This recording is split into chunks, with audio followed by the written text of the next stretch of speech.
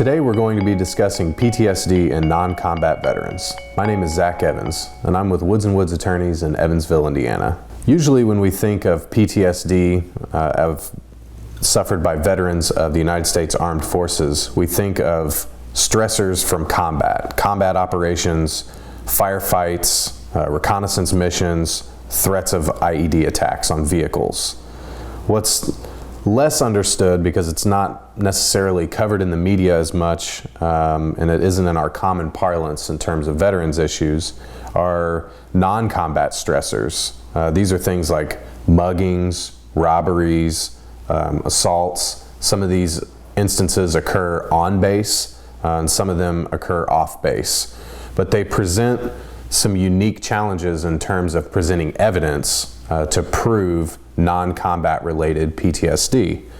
There are several reasons that these are a little bit more difficult, is because sometimes if you're deployed in a foreign country, in a United States base, and you're, let's say, off base, you have some leave time, and something happens to you, like an assault or a robbery or something like that, you're dealing with foreign law enforcement agencies if this incident was off base. So you're dealing with a different procedure in terms of records keeping. There's a unique challenge in terms of reaching out to a foreign country's law enforcement agency and what their records retention policy is.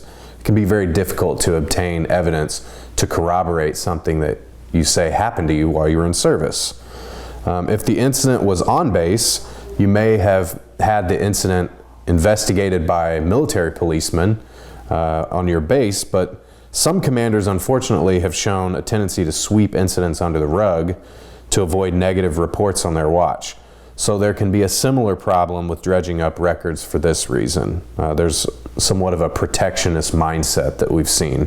One of these types of assault cases related to non-combat PTSD is military sexual trauma, or the acronym MST. As public awareness has risen surrounding the prevalence of harassment and sexual abuse in the workplace, military culture and its protectionist stance towards sexual misconduct has come under increased scrutiny. MST stressors are uniquely challenging events to corroborate, and this is because victims of these types of events often feel a fear or a shame that may delay or prevent reporting altogether. Additionally, the military's don't ask, don't tell policy kept many victims of same-sex assault from speaking out for fear of being kicked out of the military completely.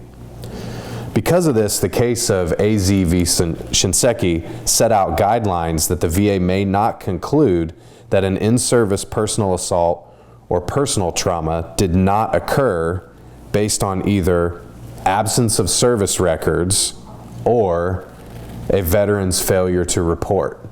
So what this case AZ v.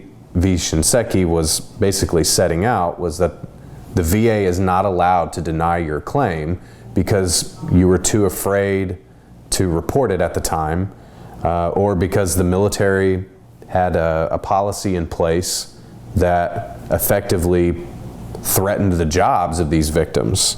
So absence of service records is not a valid grounds for denial, and a veteran's failure to report at the time is not valid grounds for denial. And so these are some of the more common issues that we see in non-combat PTSD cases. So if you have any questions about your non-combat post-traumatic stress disorder and would like someone to take a look at it, give us a call at Woods & Woods. Go online to our website. We'd love to help you out.